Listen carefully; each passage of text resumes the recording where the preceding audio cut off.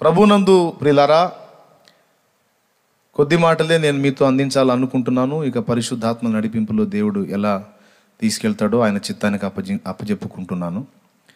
దేవుని వాక్యాన్ని శ్రద్ధగా వినండి.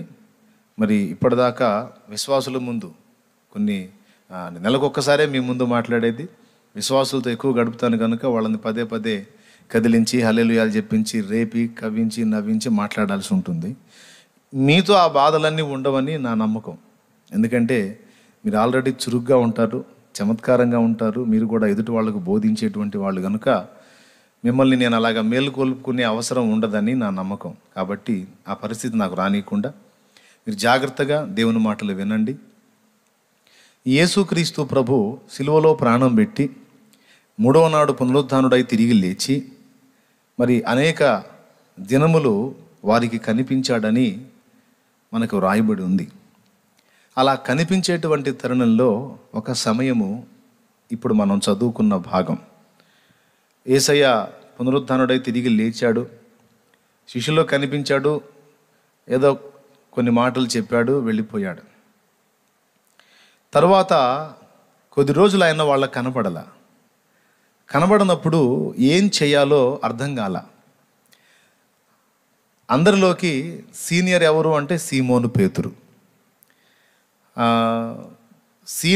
సీమోను పేతురు అని ఎందుకు చెప్తున్నావు అనే మాట మీరు నన్ను అడిగితే, సీమోను పేతురు సీనియర్ లెక్కలో ఉన్నాడు అనడానికి ముఖ్యమైన 3 రుజువులు మీకు చూపిస్తాను. మొట్టమొదటిది గలతీ పత్రిక 2వ అధ్యాయంలో నూతన నిబంధన సంఘానికి సిద్ధాంతపరమైన పునాదులు వేసిన పౌలు మహనీయుడు 3 స్తంభముల గురించి మాట్లాడుతున్నాడు. గలతీ పత్రిక 2వ అధ్యాయము 9వ వచనం చూడండి. అనగా సున్నతి పొందిన వారికి అపోస్తులొకటకు పేతురునకు సామర్థ్యము కలగజేసిన వాడే అన్ని జనులకు అపోస్తులొకటకు నాకును సామర్థ్యం కలగజేసినని వారు గ్రహించినప్పుడు స్తంభములుగా ఎంచబడిన యాకోబు, కేఫా, యోహాను అనువారు నాకు అనుగ్రహింపబడిన కృపను కనుగొని. యాకోబు, కేఫా, యోహాను అన్నాడు కదా, పైన చూడండి. సున్నతి పొందిన వారికి అపోస్తులుడవుటకు పేతురునకు సామర్థ్యము కలుగజేసిన వాడే. పేతురు ఒక్కడి పేరు ప్రత్యేకంగా మెన్షన్ చేశాడు. ఇంకా యాకోబు, యోహాన్లు కూడా ఉన్నారు. కానీ అన్ని జనులకు సువార్తికుడనగుటకు నన్ను ఇలాగ దేవుడు చేశాడు. అలాగే సున్నతి గలవారికి అపోస్తలుడవుటకు అతన్ని అని ఒకడిని చూపించాడు. అక్కడ పేతురు మెయిన్గా కనపడతాడు. స్తంభాల లెక్కలో యాకోబు, యోహాన్లు కూడా వచ్చారు. కానీ ఇక్కడ పౌలు తనను గూర్చి తాను చెప్పుకోవడానికి పూనుకున్నప్పుడు ఆ ముగ్గురులో యాకోబును చూపలేదు, యోహాను చూపలేదు, కానీ కేఫాను చూపించాడు, పేతుర్ని. ఒకటి. రెండవది లూకా సువార్త 22వ అధ్యాయంలో మీరు చూడగలిగితే, లూకా సువార్త 22వ అధ్యాయంలో చూడగలిగితే 31వ వచనం చూడు. సీమోను సీమోను, యేసయ్య ఎవరికి చెప్తున్నాడో చూడండి. అక్కడ చాలామంది శిష్యులు ఉన్నారు, కానీ సీమోనో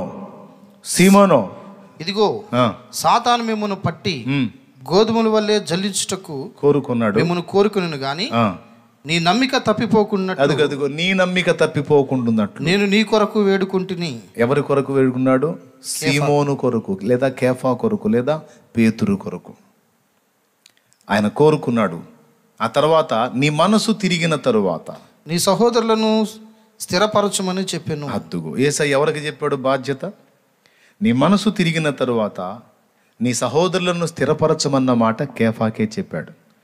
పౌలు అక్కడ ఎవరిని సున్నతి గలవారికి సువార్తికుడిగా చూపించాడు, అపోస్తలుడిగా చూపించాడు? కేఫానే. రెండవది యేసు ప్రభు వారు ఎవరి కొరకు వేడుకున్నానని చెప్పాడు? సీమోను కొరకే. అంతేనా? తర్వాత మనసు తిరిగిన తర్వాత సహోదరులను స్థిరపరిచేవాడెవరు? సీమోనే.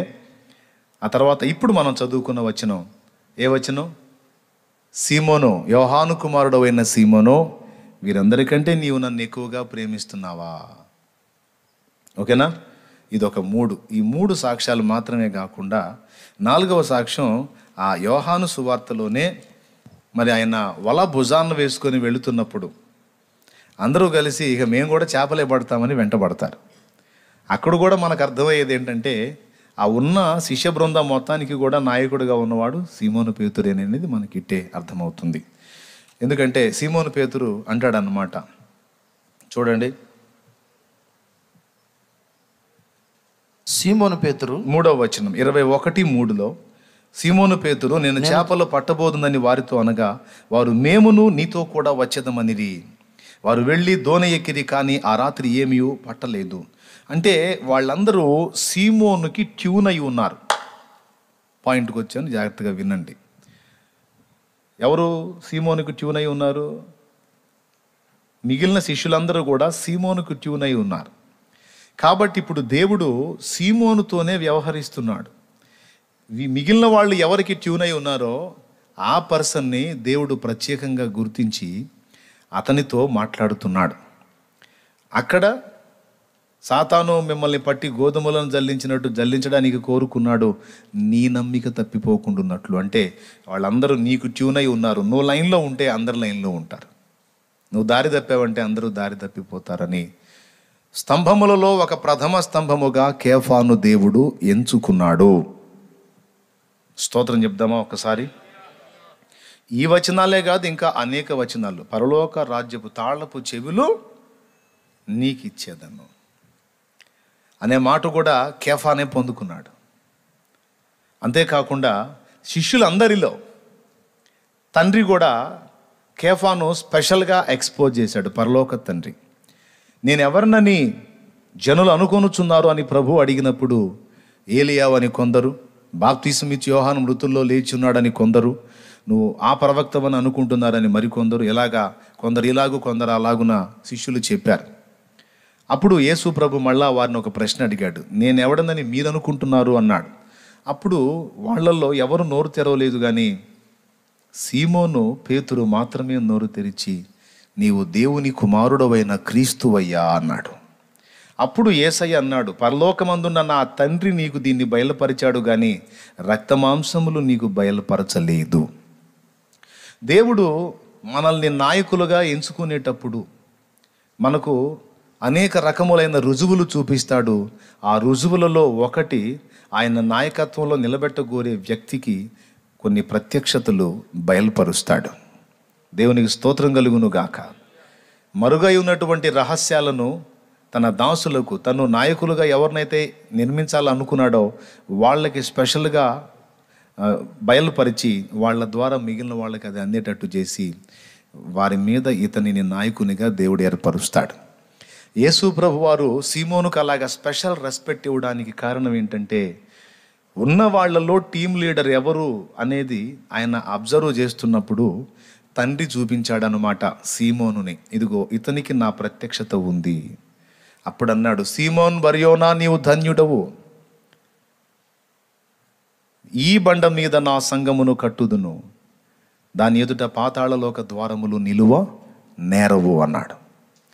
ఇదిగో నీకు కలిగినటువంటి ఈ ప్రత్యక్షత ఉన్నదే, ఈ ప్రత్యక్షత పొందినటువంటి వ్యక్తులు, వారి సమూహము, వారందరి ద్వారా జరుగుతున్న పరిచర్య ఎక్కడైతే ఉంటుందో దాని ఎదుట సైతాను ఆగడాలు పనిచేయవు.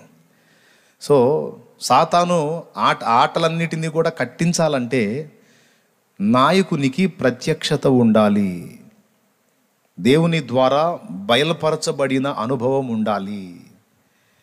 ఆమోసు గ్రంథం 3:7లో చాలా స్పష్టంగా చెబుతాడు, తాను సంకల్పించిన వాటిని దేవుడైన యెహోవా తన దాసులకు ప్రవక్తలకు తెలియజేయకుండా ఏదీ చెయ్యడు అనే మాట అక్కడ చెప్తాడు. కాబట్టి దేవుని ఏర్పాటులో మనం ఉన్నాం, ఆయన ఎంపికలో మనం ఉన్నాం అనడానికి ఒక ప్రత్యేకమైన గుర్తు ఏమిటంటే, ఆయన కొన్ని ప్రత్యక్షతలు మనకు బయలుపరుస్తాడు, సంభవింపబోయే సంగతుల్ని ముందుగానే మనకు తెలియజేస్తాడు. Praise the Lord. అక్కడ నుంచి పేతురికి ఆయన స్పెషల్గా గౌరవించడం మొదలుపెట్టాడు. ఇంకా మీరు గమనిస్తే మిగిలిన వాళ్ళందరికంటే కూడా ఎక్కువ సాహసం పేతురే చేస్తుంటాడు. ప్రభు నీళ్ల మీద నడుస్తూ వచ్చినప్పుడు అంతమంది శిష్యులు దోణిలో ఉన్నా ఎవరూ దిగలేదు నీళ్ళలోకి. ఒక సీమోను పేతురు మాత్రమే, ప్రభువా నీవు నడుస్తున్నావు, నేను కూడా నడుచుటకు సెలవిమ్మంటే ప్రభు చెప్పగానే సీమోను కూడా దిగి నడుచున్నట్లు ప్రభు చెప్పగానే అతను దిగి నడవటం మొదలుపెట్టాడు. అఫ్ కోర్స్ మధ్యలో మునిగాడు అనుకోండి, అది వేరే సంగతి. మునిగినా ప్రభా ప్రభు అని పిలిచి మళ్ళీ ప్రభు చేత కాపాడబడ్డాడు. సో ఇదంతా మనం పరిశీలిస్తే సీమోను పేతురు యొక్క జీవితం స్పెషల్గా కనపడుతుంది. ఆ టీంకి అతడు ఒక నాయకుడుగా దేవుడు ఏర్పరిచినట్టు మనకి ఇట్టే అర్థమైపోతుంది. Praise the Lord. హల్లెలూయా చెప్దాం గట్టిగా, అవునా? రైట్. నెక్స్ట్ పాయింట్కి వద్దాం. ఇక్కడ సీమోను గురించి మీరు తప్పకుండా ధ్యానించండి విడిగా, చాలా విషయాలు మీకు తెలుస్తాయి. తర్వాత సీమోనుకి ఎన్నో విషయాలు ఆయన చెప్పాడు పర్సనల్గా. వాటిల్లో ఒకటి ఇదిగో సాతాను ఇట్లా చేయబోతున్నాడు అనే విషయం కావచ్చు. సీమోనో, ఒక గడి అయినా మేలుకొని ఉండలేరా? మేలుకొని ఉండమని చెప్పింది ఆయనకే, నీళ్ళ మీద నడవమని చెప్పింది ఆయనకే. తర్వాత టీం అంతా కూడా అతనే ఫాలో అవుతున్నారంటానికి నేను చేపలు పట్టబోదునని చెప్పగా అతను వెంటబడి వెళ్ళారు మిగిలిన వాళ్ళందరూ కలిసి. అప్పుడు మళ్ళా యేసు ప్రభు వాళ్ళని దర్శించటం, ప్రభు దర్శించి ఆ 153 పెద్ద చేపలతో వల నిండునట్లు చేయటం, స్టార్టింగ్ సన్నివేశాన్ని మళ్ళా రిపీట్ చేశాడు. తర్వాత వాళ్ళు గుర్తించారు. ఆ గుర్తించిన వాళ్ళు మరి అంగీ తీసి పడేసి గోచి పెట్టుకొని చేపలు పట్టడానికి పొనుకున్న సీమోను పేతురుతో యోహాన్ అన్నాడు, అతడు ప్రభు సుమి అని. ఆ మాట విని పైబట్ట వేసి నీళ్ళలోకి దూకి బట్టలు కట్టుకొని బయటకు వచ్చాడు. బయటకు వచ్చిన తర్వాత ఆహారం పెట్టి అయిపోయిన తరువాత అంతమంది ఉంటే ఎవరితో ఆయన ప్రస్తావించకుండా యోహాను కుమారుడు అయిన సీమోను, వీరందరికంటే నీవు నన్ను ఎక్కువగా ప్రేమిస్తున్నావా అని అడిగాడు. ఇక్కడ మన మెయిన్ పదం ఏంటి అంటే వీరందరికంటే నీవు నన్ను ఎక్కువగా ప్రేమిస్తున్నావా. ప్రభు ఆ మాట వాడాల్సిన అవసరం లేదు, కానీ ఎందుకు వాడాడో కొంచెం మనం ఆలోచన చేయాలి. అంటే పోటీ పెడుతున్నాడా?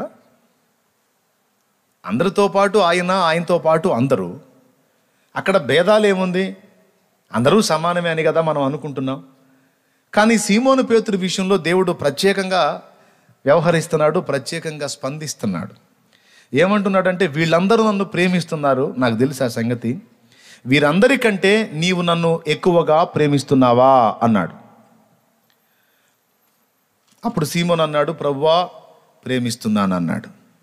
ఆ మాట అన్న తర్వాత యేసయ్య వెంటనే ఏమన్నాడు తెలుసా? నా గొర్రె పిల్లలను మేపుము అన్నాడు. వీళ్ళందరికంటే నువ్వు నన్ను ఎక్కువ ప్రేమిస్తున్నావా? అవునయ్యా ప్రేమిస్తున్నాను. ఓకే, అట్లయితే నీవు నా గొర్రె పిల్లల్ని మేపు. అంటే ఒక నాయకుడుగా ఉండగోరిన వానికి దేవుడు ఒకడిని నాయకుడుగా ఎంపిక చేసి అతన్ని వాడుకోవడానికి ముందు ఆయన ఆ వ్యక్తిలో చూడగోరింది, చూస్తుంది ఏమిటి అంటే మిగిలిన వారందరికంటే ఇతడు నన్ను ఎక్కువగా ప్రేమిస్తున్నాడా లేదా. ఇది మేజర్ పాయింట్. అందరితో పాటు ఇతను ఒకడా, లేకపోతే అందరికంటే ప్రత్యేకమైన వాడా? అందరిలో ఈమె ఒక్కతే, లేకపోతే అందరికంటే ప్రత్యేకమైనదా? ఏ విషయంలో అంటే ఆయనను ప్రేమించి సేవించే విషయంలో. ఎవరైతే అందరికంటే ఎక్కువగా ఆయనను ప్రేమిస్తారో, అందరికంటే ఎక్కువగా ఆయన్ని ప్రేమించి సేవిస్తారో వారికి మాత్రమే ఆయన నాయకత్వాన్ని ఇవ్వడానికి ఇష్టపడుతున్నాడు. వారిని మాత్రమే ఆయన నాయకుల అంతస్తులో ఉంచడానికి ఇష్టపడుతున్నాడు అనడానికి ఇప్పుడు మనం ఇప్పటివరకు చెప్పుకున్నదంతా కూడా సాక్ష్యంగా నిలుస్తుందని నేను అనుకుంటున్నాను. Praise the Lord. హల్లెలూయా. ఇప్పుడు మనం గమనించినట్లయితే మనకి ఏమనిపిస్తుంది అంటే యోహానుని మనం లెక్కలోకి తీసుకుంటాం. అందరికంటే ఎక్కువగా యోహాను ప్రేమించాడు అని మనం అనుకుంటాం. కానీ యోహాను మనస్తత్వాన్ని బట్టి, యోహాను మంచితనాన్ని బట్టి యేసు యోహానును ప్రేమించాడు. ప్రేమించటం వేరు, బాధ్యత అప్పచెప్పటం వేరు. దేవునికి స్తోత్రం కలుగును గాక. సంఘములో గ్యాదర్ అయ్యేటువంటి వాళ్ళందరినీ నేను ప్రేమిస్తాను, కానీ అందరికీ నాయకత్వం అప్పచెప్పలేను, అందరికీ ఆత్మలను అప్పచెప్పలేను. నేను ఒక వ్యక్తికి నాయకత్వాన్ని అప్పచెప్పాలంటే, ఆత్మలను అప్పచెప్పాలంటే నేను అతన్ని ప్రేమించటం కాదు, అతడు నన్ను ప్రేమించి నాకు నమ్మకస్తుడై ఉండాలి. దేవునికి స్తోత్రం కలుగును గాక. హల్లెలూయా. ఇది యేసయ్య పద్ధతి. నేను ప్రేమించడం కాదు, నేను అందరినీ ప్రేమిస్తున్నాను. నా తండ్రి అందరినీ ప్రేమిస్తున్నాడు, పాపుల్ని కూడా ప్రేమిస్తున్నాడు. ఇక్కడ స్పెషల్ ఏంటంటే నేను మిమ్మల్ని ప్రేమించటం కాదు, నా ఆత్మలను మీకు అప్పగించి ఖాయమని మీకు బాధ్యతను ఇవ్వాలి అంటే మీరు నన్ను ప్రేమించాలి. ఎలా? అందరితో సమముగానా? నో, అందరికంటే ఎక్కువగా. ఇప్పుడు దీన్ని ఒక్కదాన్ని మనం పట్టుకొని అధ్యయనం చేద్దాం.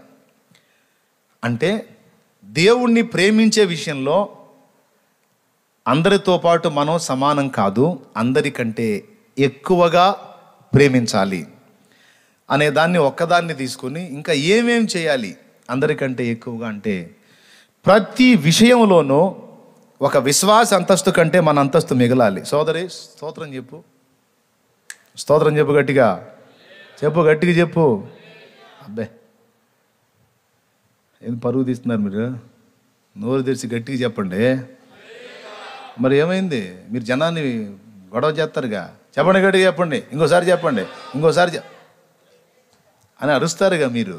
మరి మీరు చెప్పలేదు, మీకు రాదేం సౌండ్? చెప్పండి గట్టిగా. ఏది? ఇంకోసారి చెప్పండి. అది యాక్టివ్గా ఉండండి, లేకపోతే నిద్రపోతారు. సైతాన్ గాడి పని అదే, పక్కన కూర్చొని ఇసురుతూ ఉంటాడు. చెప్పే విలువైన మాట మైండ్లోకి వెళ్ళకుండా జడగొడతాడు. ఇప్పుడు మీకు ఎక్కువ మ్యాటర్ పొడిగించకుండా, సూటిగా స్తుతి లేకుండా సింపుల్గా మెయిన్ మాటలు అందిస్తా. దయచేసి మీరు మనసులోకి తీసుకోండి. ప్రతి సేవకుడు, సేవకురాలు తప్పకుండా విశ్వాసులతో తమను తాము పోల్చి చూసుకోవాలి. తన సహదాసులు, దాసురాండ్రతో తమను తాము పోల్చి చూసుకోవాలి. ఏ విషయంలో అనేది మనం పరిశీలిస్తే ఇప్పుడు చాలామంది పోల్చి చూసుకుంటున్నారు, పోటీ కూడా పడుతున్నారు. కానీ దేని విషయంలో పోటీ పడాలో, దేని విషయంలో పోల్చుకోవాలో ఆ సంగతి వదిలిపెట్టి మిగిలిన వాటన్నిటి విషయంలో పోల్చుకొని పోటీపడి గందరగోళం అయిపోతున్నారు. ఉదాహరణకి, ఆ సంఘం కంటే నా సంఘం పెరిగిందా లేదా? రైట్. ఆ సంఘం కంటే నా సంఘం ఎక్కువ ఉంది లేదా తక్కువ ఉందా?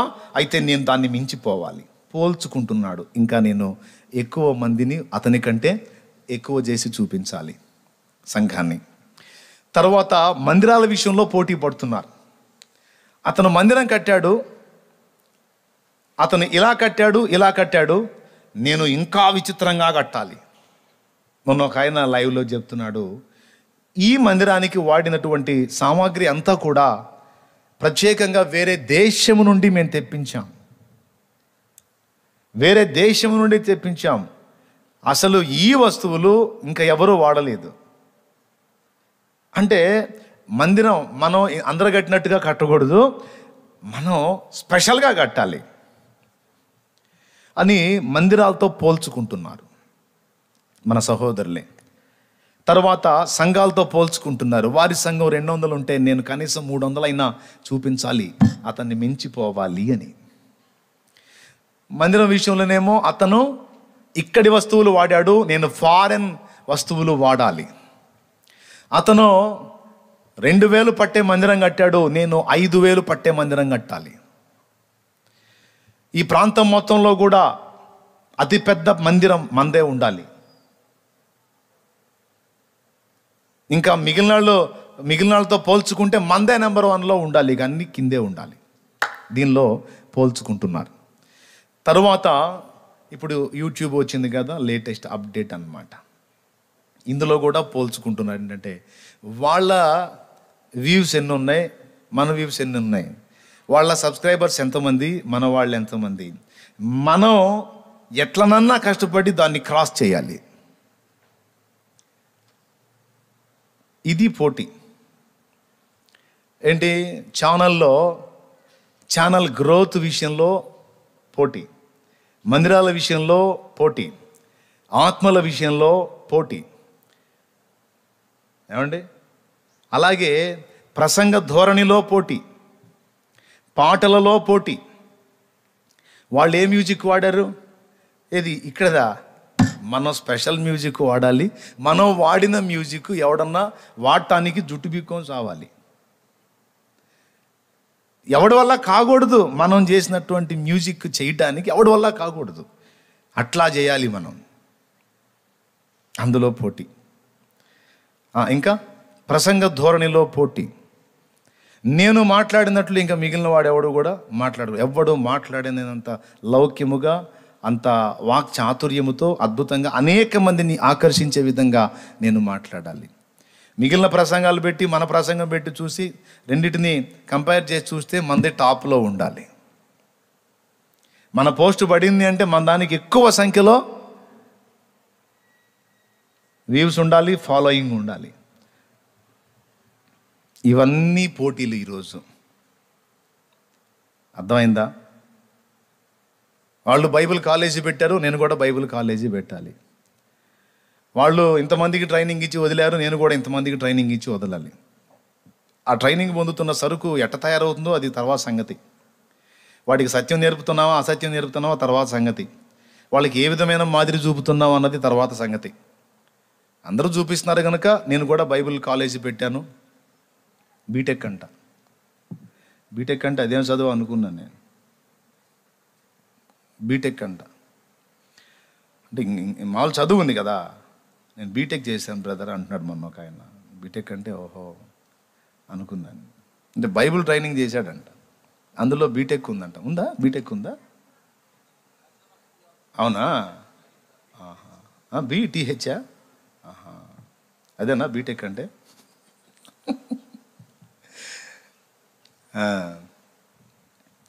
అట్లాగా అది. ఇప్పుడు అందరూ ట్రైనింగ్ ఇస్తున్నారు, నేను కూడా ట్రైనింగ్ ఇస్తున్నాను. అందరూ ఒక గుంపుని బయటికి పంపారు, నేను కూడా ఒక గుంపుని బయటికి పంపాను. వాడు ఎట్లా ఏ మాదిరి ఇచ్చి పంపిస్తున్నావు అనేదాన్ని కాదు. కాలేజీలో పోటీ పడ్డారు. యూనిఫామ్ వస్త్రాలు వాళ్ళు ఈ కలర్ మెయింటైన్ చేశారు. వాళ్ళ చర్చ్ మెంబర్స్ మొత్తానికి ఈ టైప్ కలర్స్ మెయింటైన్ చేశారు. సో మనం ఆపోజిట్ కలర్ మెయింటైన్ చేయాలి. మన బ్యాచ్ అంతా కూడా సపరేట్ కలర్ ఉండాలి. దేవునికి స్తోత్రం కలుగును గాక. ఆ సంఘంలో వాళ్ళంతా మీసాలు గడ్డాలు పెంచారు. సో మన స్పెషల్ ఏంటంటే మీసాలు గడ్డాలు తీసి పడేయాలి.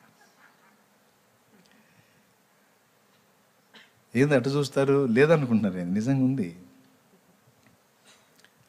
వాళ్ళ సంఘంలో అందరూ గడ్డాలు పెంచుతారు. సో మనం గడ్డాలు నున్నగా తీసేయాలి. వాళ్ళ దగ్గర అందరూ గడ్డాలు నున్నగా తీసేస్తారు. సో మనం గడ్డాలు పెంచే సంఘం, మంది గడ్డం సంఘం. ఇప్పుడు మీలో కొంతమంది గడ్డం పెంచితే నువ్వు షాలేం రాజు సంఘానికి చెందినవాడు ఎట్టగని పెట్టాడు గడ్డం ఉంటేను. ఓహో పిలిచి మరి కూడా అడిగారంట తమ్ముడిని, నువ్వు షాలేం రాజు అనుచరుడు. సో గడ్డాల్లో పోటీ పడ్డాం. గడ్డాల్లో పోటీ, షేవింగ్లో పోటీ, మీసాలు పెంచడంలో పోటీ, మీసాలు తీసేయటంలో పోటీ, స్త్రీల డ్రెస్ కోడ్లో పోటీ, పురుషుల డ్రెస్ కోడ్లో పోటీ.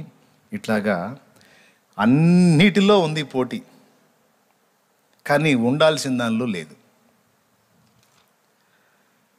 ఆనాటి అపోస్తలు కావచ్చు, ఆ అపోస్తలకు నాయకుడైన ప్రభు కావచ్చు, ఎందులో పోటీ పడమని ప్రభువు చెప్పాడో, ఎందులో వాళ్లకు పోటీ పెట్టాడో, వాళ్ళు ఎందులో పోటీ పడ్డారో ఆ మేజర్ పాయింట్ని నేటి సంఘం లేదా సంఘ నాయక గణం విస్మరించింది. నేను వారందరికంటే గొప్పోడని చెప్పట్లా. వారి దగ్గర నేను నేర్చుకుంటా, వాళ్ళ కాళ్ళు గడిగి మరీ నేర్చుకుంటా. దేవుడు నాకు నేర్పిన విషయాలు వారితో నిర్ద్వందంగా నిర్దాక్షిణ్యంగా పంచుకుంటా. వాళ్ళు నన్ను ఏమన్నా అనుకోని, ఆఫ్టర్ ఆల్ నువ్వు పిల్లకాకిరా అన్నా పర్వాలేదు, నేను పిల్లకాకిని, ఆ సంగతి నాకు కూడా తెలుసు. కానీ వాడుకొని మాట్లాడిస్తున్నవాడు మాత్రం పక్షిరాజు కంటే వడి అయిన వాడు అన్నమాట. అది పరిశుద్ధాత్మ దేవుడు. దేవునికి స్తోత్రం కలుగును గాక.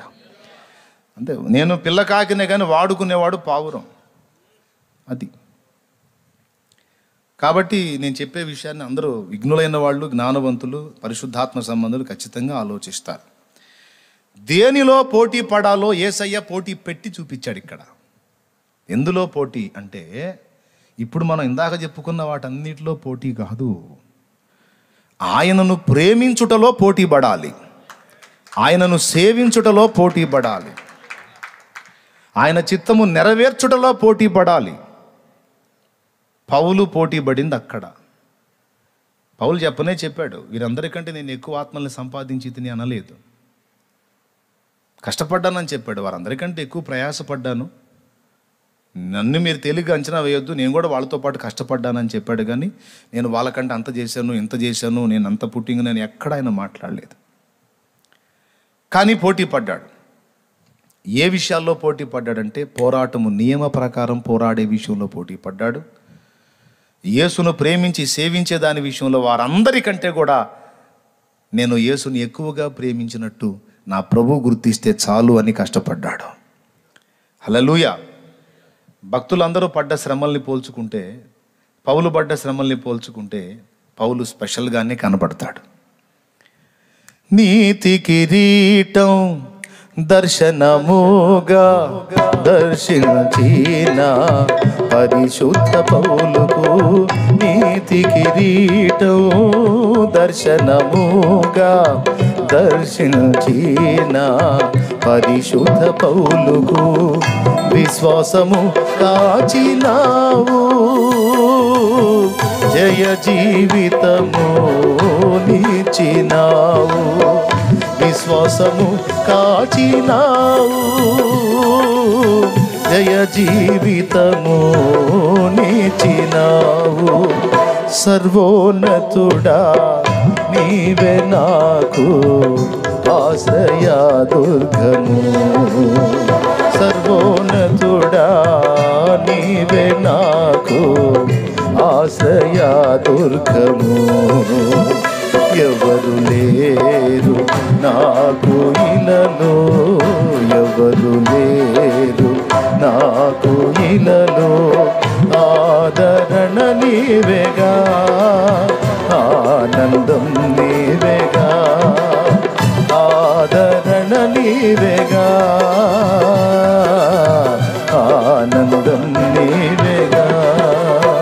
సర్వోన్నతుడా పాడదాం. నీవే నాకు ఆశ్రయ దుర్గము, సర్వోన్నతుడా నీవే నాకు ఆశ్రయ దుర్గము. దేవునికి మహిమ. ఇప్పుడు మళ్ళా నేను ముందు మాట చెప్తున్నాను, మనము ఖచ్చితంగా పోల్చి చూసుకోవాలి, పోటీ పడాలి. విశ్వాసులతో మనల్ని మనం పోల్చి చూసుకోవాలి. బాగా గమనించండి. సాటి సేవకులతో కూడా మనల్ని మనం పోల్చి చూసుకొని పోటీ పడాలి. ఏ విషయములో అంటే మొట్టమొదట ఆయనను ప్రేమించే విషయంలో. అనయ్య నువ్వు మమ్మల్ని మిస్అండర్స్టాండింగ్ చేసుకున్నావు అన్నయ్య, మేము ఇందాక నువ్వు చెప్పినవన్నీ చేసేది ప్రభువుని ప్రేమించే అన్నయ్య అంటే ఓరు చెప్పారు అని అడుగుతా నేను. ఓరు చెప్పారు, నువ్వు నా చెవిలో క్యాలీఫ్లవర్ పెట్టొద్దని చెప్తాను నేను. ప్రభువుని ప్రేమించి అని ఆమె అన్నీ చేసేదంటే కానే కాదు. నేను నీ వంటి సేవకుడినే, నీలాగనే నేను కూడా ప్రయాణం చేసినోడిని, నువ్వు ఎదుర్కొన్న శోధనలన్నీ నేను కూడా ఎదుర్కొన్నోనే. కాబట్టి हमारा नहीं बोलना वो बात, कई को बोले तो हमारा को दिमाग सही है, हमारा చెవు में कैलीफ्लावर नहीं, हमारा చెవు ఖాళీ है. దేవునికి స్తోత్రం. ఏమంటే చెవుల్ని ఏమంటారు, ఏదో ఒకట్లే. నేను అందులో రెండు మిక్స్ చేసి కొడతాను, మీరే అర్థం చేసుకోండి. ఎందుకు చెప్తానండి, ఏం ఆశించి నిజంగా ఏం ప్రేమించి మనం ఈ తిప్పలని పడడానికి ప్రేరేపించబడతామంటే ఘనతను ఆశించి. ఏం ఆశించి? ఘనతను ఆశించి. దానికి బైబిల్లో డైరెక్ట్గా చెప్పాలంటే జీవపు డంబం. శరీరాశని, నేత్రాశని, జీవపు డంబాన్ని మూడింటిని చెప్పాడు కదా. శరీరాశలు అంటే శరీర సంబంధమైన ఇచ్చలు, వాంఛలు, కోరికలు ఎక్సెట్రా. నేత్రాశ కళ్ళతో చూసింది కావాలనుకోడు. ఈ రెండు అధిగమించేశాం. కానీ ఎంత పెద్ద మునగాళ్ళు కూడా తలక్రిందులయ్యేది మూడో దాని దగ్గర, జీవపు డంబం దగ్గరే. దైవజనుల్ని ముఖ్యంగా సంధించేది ఇదే. చాలా ప్రమాదం. అసలు ఈ సమస్యలాగానే కనపడదు కానీ పెద్ద దెయ్యం ఇది, ఈ జీవపు డంబం అనేది. నేను ప్రత్యేకంగా కనపడాలి, నా మిషన్ కనపడాలి, నా మినిస్ట్రీ కనపడాలి, నా పరిచర్య కనపడాలి. అసలు మన నేమ్ పడిందంటేనే అదొక బ్రాండ్ లాగా ఉండాలి. అసలు మన పొలక తగిలిందంటేనే అమ్మో అనాలి. దేన్ని ప్రేమించి నువ్వు ఇవన్నీ చేస్తున్నావు? ఈ ఏరియాలో ఉన్న అన్ని సంఘాల కంటే పెద్ద సంఘం నేను కట్టాలి అని ఒకడు కోరుకుంటే అప్పుడు ఏం ఆశించి, వీళ్ళందరి కాడికి నేను ఎక్కువ చేయాలి అంటే, ఆ ఉన్న సమాజంలో ఉన్న అందరి మందిరాలని చూసి నేను కట్టిన మందిరం చూస్తే, అమ్మ బాబోయ్ ఎంత పెద్ద మందిరం కట్టాడంటే ఈయన ఎంత లావు మొనగాడో. అక్కడ యేసయ్యకి మహిమ రాదు. ఒక పాయింట్ గమనించండి. ఆ మందిరాన్ని హైలైట్ చూసి చూపిస్తే పెద్ద మందిరం కాబట్టి యేసయ్య గొప్పోడు అంటారా? అట్టయితే చిన్న మందిరం దగ్గర యేసయ్య గొప్పోడు కాదా?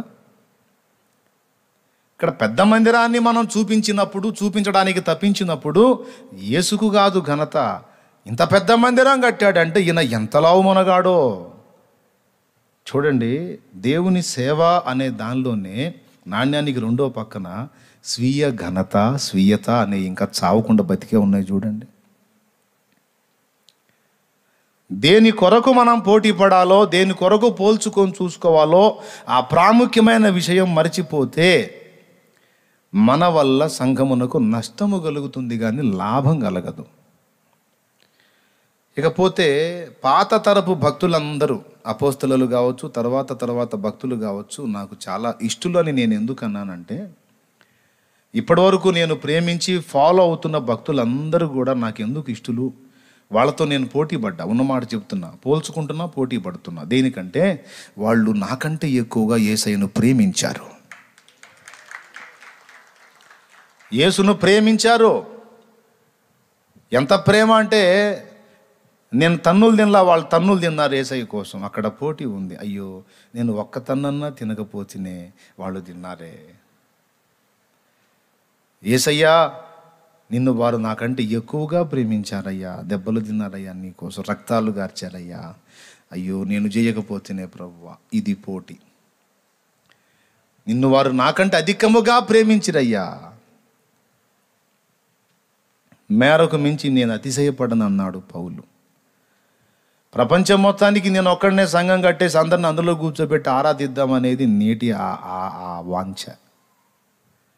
అందరినీ ఒకే మందిరం కింద కూర్చోబెట్టేసి మొత్తానికి నేను ఒక్కడనే సేవకుండా అయిపోయి మొత్తాన్ని ఏలేద్దామనేది ఈనాడు వాంఛ కొందరి హృదయాల్లో. సాధ్యమేనా అది? పొరపాటును కూడా సాధ్యం కాదు. అన్ని పనులు ఒక కన్ను ఏడ చేసిద్ది సోదరా, ఎప్పటికీ అది సాధ్యం కాదు కాదు కాదు. అందుకే ఇది గుర్తించి, నాకు దేవుడిచ్చిన మేరలో నేను కష్టపడతాను. నాకే స్థాయిని ఇచ్చాడు ఆ స్థాయిలో నేను నెమ్మదిగా నా ప్రభువుని ప్రేమించి నాకు అప్పచెప్పిన పని నమ్మకంగా జరిగిస్తాను. నేను ప్రపంచం మొత్తాన్ని ఉద్ధరించేసేయాలని నేను బయలుదేరలేదు. దేవుడు నాకే పరిధి నిర్ణయించాడో ఆ పరిధిలో నేను కష్టపడి నాకు ఇచ్చిన కొంచెములో నేను నమ్మకంగా ఉండి, ఇంకా ఆయనకు నమ్మకం కలిగి అదనంగా ఇస్తే ఆయన కోసం నేను ఏమైపోవడానికైనా ఐఎమ్ రెడీ అని ప్రభువుని ప్రేమించి సేవించే విషయంలో పోటీ పడాలి. ఇక రెండవది చూడండి, విశ్వాసులు కానీ మనం కానీ, మీరు సేవకురండ్రు, నీవు కనపడగానే వందనాలమ్మా పాస్టమ్మ గారు, వందనాలమ్మా ప్రార్థన చేయమ్మా అని నీ ముందు తలకాయ ఉంచి విశ్వాసులు నిలబడతారు. వందనాలయ్యా పాస్టర్ గారు, వందనాలయ్యా అని నీ ముందుకు వచ్చి తల ఉంచి ప్రార్థన చేయ అంటే నీ చెయ్యి ఉంచి వారి మీద ప్రార్థన చేస్తావు. అంటే వారు నిన్ను ప్రత్యేకంగా గుర్తించారు. దేవుడు కూడా నీకు వారి ఎదుట ప్రత్యేకంగా ఘనతను ఆపాదించాడు. ఇప్పుడు వాళ్ళ మీద చేతులుంచి గంభీరంగా ప్రార్థన చేసే దగ్గర టీవీ ప్రదర్శిస్తావు. నువ్వు ఆ వ్యక్తి మీద చెయ్యి ఉంచి ప్రార్థన చేస్తున్నప్పుడు అటుపక్క నుంచి చూసే వాళ్ళకి నువ్వు ఘనురాలు లెక్క కనపడతావు, ఘనుడు లెక్క కనపడతావు. నీ దగ్గర ప్రార్థన సహాయం పొందుతున్న వారు దీనులు లెక్క కనపడతారు. ప్రేయర్ చెయ్యి అని నీ ముందుకు ఎవరైనా వస్తే నువ్వు చేయి జాపి వారి మీద చేయి ఉంచినప్పుడు ఒక టీవీ కనపడేది నీ దగ్గర, రాణి టీవీ, రాజ టీవీ. అర్థమైందా? అయితే ఈ టీవీ ప్రార్థన చేసే దగ్గర, ప్రసంగం చేసే దగ్గర కాకుండా మిగిలిన అన్ని విషయాలలో కూడా అదే టీవీని కలిగి మనం వ్యవహరిస్తే ఎంత బాగుండు. కానీ నేడు సేవక గణం, సేవకురాండ్రు సేవకుల జీవితాన్ని కొంచెం పరిగణలో తీసుకుంటే, ఏదో సంఘంలో వాక్యం చెప్తున్నాడు, చెప్పి ఆయన భార్య ఈయన చెప్తున్నాడు, సో వీళ్ళిద్దరూ స్పెషల్ అనే హడావుడి తప్ప భక్తి విషయంలో నేడు సేవక గణానికి సేవకురాండ్ర గణానికి విశ్వాసులకి పెద్ద వేరియేషన్ లేదు, పెద్ద పోటీ ఏమి లేదు, పెద్ద తేడా ఏమీ లేదు. ఇంకా చెప్పాలంటే మనకంటే కూడా మనల్ని వెంబడిస్తున్న వాళ్ళల్లో మనకంటే ఎక్కువగా యేసయ్యను ప్రేమించిన కొలత కనపడుతుంది అనేది తిరుగులేని వాస్తవం. మళ్ళీ చెప్తా, మనకంటే కూడా మనల్ని వెంబడిస్తున్న వాళ్ళు ప్రభువుని ప్రేమించి సేవించే దాని విషయంలో వారు మనకంటే మించిపోయారు. ఆ పోటీలో మనమే వెనకబడ్డాం, వారే మనకంటే శ్రేష్టమైన అంతస్తులో ఉన్నారని చెప్పడానికి నేను సాహసిస్తున్నాను. అది వాస్తవం, 100% వాస్తవం. అదేందన్నా వాళ్ళందరికంటే మనం ఎక్కువ కదా, ఎక్కడ ఎక్కువ చూద్దాందా. ఇప్పుడు మిగిలిన వాటన్నిటిలో మనం పోల్చుకోవాలి. వారికంటే ఎక్కువగా నువ్వు ప్రభువుని ప్రేమిస్తున్నావా? ప్రేమించబట్టేగా నన్ను నాయకురాలిగా చేశాడు. రైట్. ప్రారంభంలో నువ్వు ఆయన్ని ప్రేమించావు, నీ తోటి వారందరికంటే ఎక్కువగా ప్రేమించావు, పిచ్చిగా ఆరాధించావు, పిచ్చిగా కలవరించావు, నచ్చింది, మెచ్చుకున్నాడు. పేతురుకు కానీ ఆధిక్యత ఇచ్చినట్టు నీకు కూడా ఆధిక్యత ఇచ్చాడు.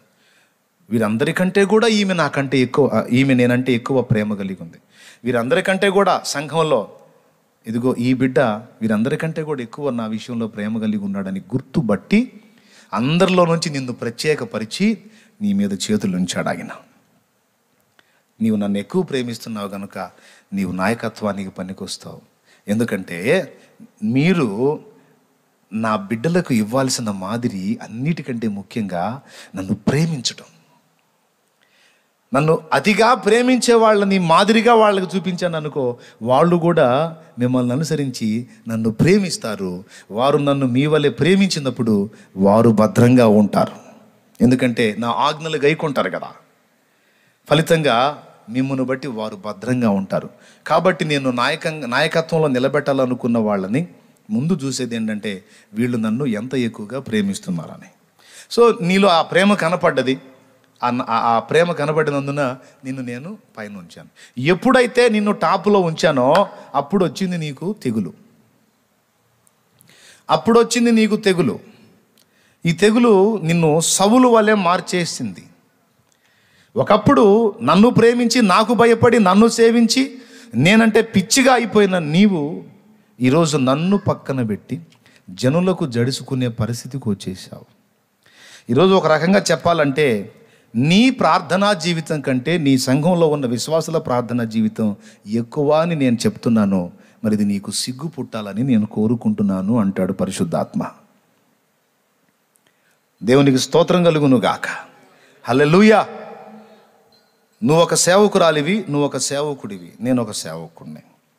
మనం మిగిలిన విశ్వాసులతో పోల్చి చూసుకున్నప్పుడు ఏదో నెత్తి మీద చేయబెట్టేటప్పుడు టీవీ ప్రదర్శించడం కాదు, మన భక్తి జీవితంలో కూడా ఆ టీవీ అంటే వారికంటే మిగిలిన అంతస్తు మనకు ఉండాలి. ప్రార్థనా జీవితం తీసుకుందాం. యథార్థం చెప్పండి, ఒక్క మాట చెప్పండి, అన్న నేను పరిచర్య చేస్తున్న సంఘంలో నాకంటే ఎక్కువగా ప్రార్థించే ప్రార్థనా పరులు ఉన్నారు అన్నోళ్ళు చేయొద్దండి. నేను కూడా ఎత్తుతున్నా, మీరు నా కాడికి పెద్ద ఇదేం కాదుగా, అంటే ఎక్కువ మందిని చేయట్లేదు కదా అందుకని చెప్తున్నాను. నేను పరిచర్య చేస్తున్న సంఘంలో నన్ను ఫాలో అవుతున్న బిడ్డల్లో కొందరు నాకంటే ఎక్కువ ప్రార్థనా పరులు ఉన్నారు అని చెప్పడానికి సంకోచించకుండా చేయొద్దు. ఉంటే కొంతమంది సంఘాల్లో లేరా, నా సంఘంలో అయితే లేరన్న అన్నోళ్ళు చేయొద్దండి. నా సంఘంలో అయితే నాకంటే మించిన ప్రార్థనా పరులు లేరు, ఇద్దరు ఇచ్చారు. మిగిలిన అందరూ కూడా ఈ విషయంలో చేయెత్తలేదు, ముందు దానికి చేయెత్తారు. అంటే నన్ను మించిన ప్రార్థనా పరులు ఉన్నారని. అంటే ఇప్పుడు గమనించాల్సిన విషయం ఏంటంటే ఆ వ్యక్తితో నిన్ను నువ్వు పోల్చి చూసుకుంటే ఆ వ్యక్తి ముందు నీ నాయకత్వం పనికిరాదు, నువ్వు ఫెయిల్ అయ్యావు అన్నమాట. ఎందుకంటే వారితో నీవు పోల్చి చూసుకున్నప్పుడు ఆమె కంటే లేదా ఆయన కంటే నీవు ప్రభువుని తక్కువగా ప్రేమిస్తున్నావు. వారి కంటే నువ్వు ఎక్కువగా ప్రేమిస్తే ఇక నిన్ను క్రాస్ చేసి నిన్ను మించి అదనంగా దేవునితో గడిపే ఛాన్సు ఉన్న వ్యక్తి ఇంకొకళ్ళు ఉన్నారంటానికి చాయిసే లేదు. ఏమైనా అర్థమవుతుందో లేదో మరి నేను చెప్పేది. ఎంతమందికి అర్థమవుతుందో కొంచెం చేతులు ఎత్తండి. ఆ ఛాన్స్ ఇవ్వవు. నీ కళ్ళ ముందు నీ విశ్వాసే ఒక 2 గంటలు దేవునితో ఏకాంతంగా గడుపుతున్నాడు లేక గడుపుతుంది అని నీకు తెలిసిందనుకో, ఖచ్చితంగా అమ్మో నన్ను వెంబడించే బిడ్డే నా దేవుడిని అంత ప్రేమిస్తే ఇది నాకు ప్రెస్టేజ్ ఇష్యూ, ఇది యేసయ్యా నేను నీతో ఇంకా ఎక్కువ గడపాలి, లేకపోతే నాకు సిగ్గు కలిగిద్ది. రేపు నువ్వు నన్ను ముఖం మీద అడుగుతావు, నేను సిగ్గుతో తలదించుకోవాలి. నా బిడ్డకే నీ పట్ల అంత ప్రేమ ఉంటే నాకెంత ప్రేమ ఉండాలి యేసయ్యా. వీరందరికంటే ఎక్కువ ప్రేమించాలి నిన్ను, వీరందరికంటే ఎక్కువ సేవించాలి నేను. కాబట్టి నా ప్రార్థనా జీవితం కూడా వారందరికంటే ఎక్కువ ఉండాలి. కానీ యథార్థం ఒప్పుకుందామా? ఎంత మాత్రం మన ప్రార్థన? స్ట్రైట్గా అడుగుతున్నాను. ఈ లైవ్లో ఉన్న సేవకులు, విశ్వాసులు ఎవరైనా కావచ్చు, సేవ చేయాలనుకునే వాళ్ళు కావచ్చు, సేవక గణంగా మనమందరం ఉన్నాం కదా, గుండెల మీద చేసి చెప్దాం. ఏమాత్రం మన ప్రార్థన? ఇశ్రాయేలు జనాంగము మోషే ఇద్దరు ఒకటేనా? చెప్పండి. ఇశ్రాయేలు జనాంగం ఇంటికాడ వాళ్ళ హాయిగా వాళ్ళు మోషే కాపుదల కింద ప్రశాంతంగా బ్రతుకుతూ ఉంటే వాళ్ళందరినీ నడిపించే పని పెట్టుకొని ఒక పక్క వాళ్ళతో వ్యవహరిస్తూ మరో పక్క ఆయనతో గడుపుతూ, అసలు ఖాళీ ఉన్నాడా నాయకుడు? ఒక్కసారి పోల్చి చూడండి. మోషే వెళ్ళినంత సమీపంగా ఇశ్రాయేలు జనాంగములో ఒక్కడైనా దేవుని దగ్గరికి వెళ్ళగలిగాడా? ఒక స్తోత్రం చెప్తారా?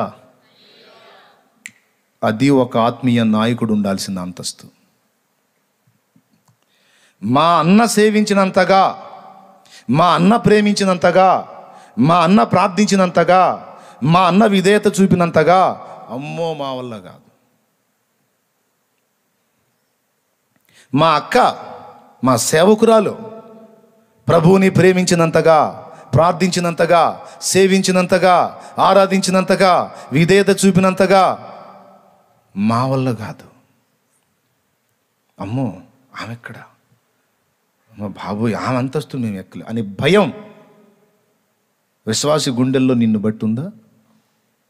ఉన్ననాడు నువ్వు ఆయనను వీరందరికంటే ఎక్కువగా ప్రేమించిన జాబితాలోకి వస్తావు. అప్పుడు అప్పుడు అప్పుడు అప్పచెబుతాడు నీకు, నా గొర్రె పిల్లలను మేపుము, నా గొర్రెలను కాయుము అని. మిగలన్నప్పుడు ఎట్లా అప్పచెప్తాడు దావీదు? వారికంటే కొలతలలో నువ్వు మిగలనప్పుడు తమ్ముడు, వారికంటే అన్ని విషయాలలో నువ్వు మిగలనప్పుడు, వారికంటే కింది స్థాయిలో ఉన్నప్పుడు ఇక వాళ్ళల్లో ఎవరినో ఒకళ్ళని చూసుకుంటాడు తప్ప నువ్వు పనికిరావు. చేసేవాళ్ళే ఏడిసేవాళ్ళే నీ ముఖం కూర్చో అక్కడ అంటాడు. నువ్వు కాదులే కానీ కూర్చో, నీ సంఘంలో ఒకడు ఉన్నాడు వాడిని లేపుకుంటాను నేను అంట. హలో, ఇది నిజం. మోషే ఎప్పుడైతే మెట్టు దిగాడో వెంటనే యెహోషువను తీసుకొచ్చి, మోషే పరిచారకుడిని తీసుకొచ్చి మోషే ముందు నిలబెట్టాడు. చప్పట్లు కొడతారు ఒకసారి? ఏం చప్పట్లు కొడతామన్నా, అవమానం కదా అంటారా? పాయింటా కదా? ఎప్పుడైతే తన కొలతలో ఓర్పులో ఒక మెట్టు దిగాడో తన కింద ఎదిగినోడే తనకు పరిచారము చేయుచు వచ్చిన నూను కుమారుడైన యెహోషువ తన దాసుడిని తీసుకొచ్చి యజమానుడికి పైన పెట్టేశాడు. మరి నేనేం చేయాలి?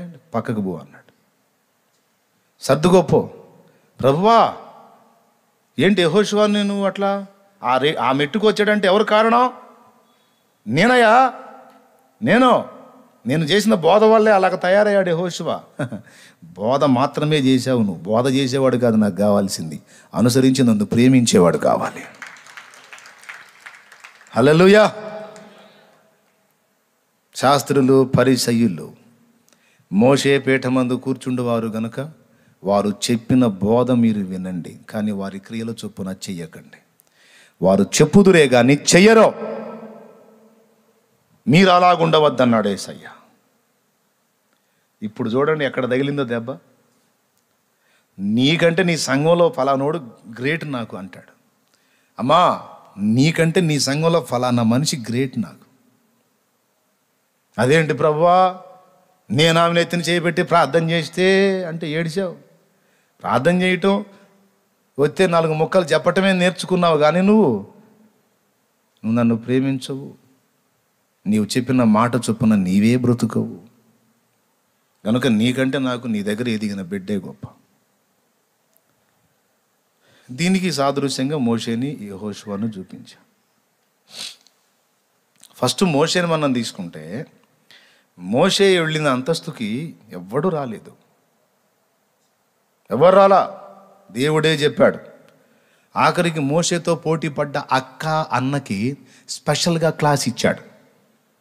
తెలుసా, రహస్యంగా ముగ్గురిని పిలిచాడు. మళ్ళీ ఎవరు కంపు చేయలే. ఆయన మర్యాద చూడండి, ఎంత మర్యాదస్తుడో చూడండి. అందరి ముందు కంపు చేయలే.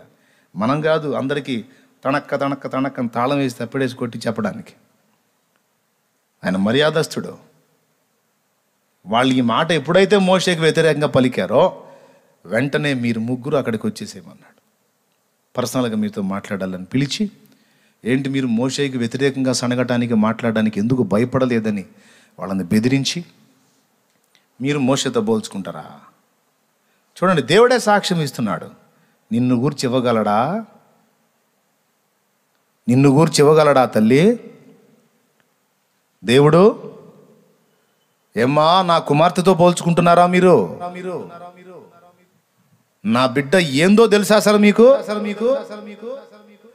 ఏమిరా, నా దాసునితో పోల్చుకుంటున్నారా మీరు? నా దాసుడినా మీరు తృణీకరిస్తున్నారు. తెలుసా మీకు నా దాసుడి గురించి? నా దాసుడురా, నా సేవకుడు, నా ప్రియమైన సేవకుడు. మీ అందరికంటే కూడా నాకు నమ్మకమైన వాడు. నేనంటే పడి చేస్తాడు రా, పిచ్చి గర్విష్టి కాదురా, డాంబికుడు కాదురా. ఇశ్రాయేలు మొత్తంలో కూడా అంత సాత్వికుడు నాకు కనపడలేదు. నా దాసుడు సాత్వికుడు. దేవునికి స్తోత్రం కలుగును గాక.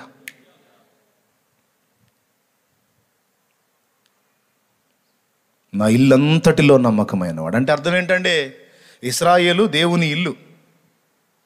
ఇశ్రాయేలు దేవుని ఇల్లు తెలుసుగా మీకు అది? ఎంత అనుమానంగా చూస్తున్నారు. హెబ్రీ పత్రిక ఒకసారి తీయండి, 7వ అధ్యాయం. హెబ్రీ పత్రిక, ఒక నిమిషం. 7వ అధ్యాయం కంటే ముందు 7వ అధ్యాయంలోనేమో మెల్కీసెదెకు గురించి ఉంటుంది, ఆ షాలోం రాజు గురించి. 3వ అధ్యాయం తీసుకోండి.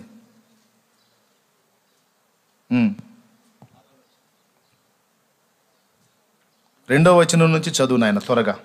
దేవుని ఇల్లంతటిలో మోషే నమ్మకంగా ఉండినట్టు ఈయన కూడా తన్ను నియమించిన వానికి నమ్మకంగా ఉండెను. ప్రతి ఇల్లును ఎవడైనా ఒకని చేత కట్టబడును. సమస్తమును కట్టినవాడు దేవుడే. ఇంటికంటే దానిని కట్టినవాడు ఎక్కువ ఘనత నొందినట్టు ఈయన మోషే కంటే ఎక్కువ మహిమకు అర్హుడుగా ఎంచబడెను. ముందు చెప్పబో సంగతులకు సాక్షార్థముగా మోషే పరిచారకుడై ఉండి దేవుని ఇల్లంతటిలో నమ్మకంగా ఉండెను. ఇల్లు ఇల్లు ఇల్లు అంటాడు. ఆ ఇల్లు ఏందో చూడండి కింద. అయితే క్రీస్తు కుమారుడై ఉండి ఆయన ఇంటి మీద నమ్మకంగా ఉన్నాడు. ధైర్యమును నిరీక్షణ వలని ఉత్సాహమును తుదమట్టుకు స్థిరముగా చేపట్టని ఇళ్ళ మనమే ఆయన ఇల్లు. అద్దుగో, మనమే ఆయన ఇల్లు. ఇప్పుడున్న జనాంగం, ఇప్పుడున్న ప్రధాన యాజకుడైన ప్రభువుకి మనం ఇల్లు అయితే, ఆనాడు దేవుని ఇల్లు ఇశ్రాయేలు. ఇశ్రాయేలు మొత్తంలో కూడా దేవుడు వెతికాడంట. ఆ మొత్తంలో కూడా మోషే అంత నమ్మకస్తుడు కనపడలేదట. అంటే ఇశ్రాయేలు జనాంగం లక్షల మంది ఉన్నారు. అంతమందిని వడపోస్తే మోషే ఒక్కడే నమ్మకస్తుడు. దేవుని కొరకు సమర్పణ, ప్రతిష్ట, ప్రేమ, భారము, ఆసక్తి కలిగిన వాడుగా నిగ్గు తెలితే అతన్ని ఏర్పరచుకున్నాడు దేవుడు. చప్పట్లు కూడా దేవుని మహింపరుద్దాం గట్టిగా. హల్లెలూయా. ప్రియులారా, ఒరే ఎందుకురా వాళ్ళ మోకాలు పద్దాకలా? వాళ్ళు వినేది ప్రశాంతంగా వినకుండా మళ్ళీ అటుపోయింది మైండ్. స్తోత్రం చెప్దాం గట్టిగా. హల్లెలూయా. ఎక్కడొచ్చాగాం? మనమే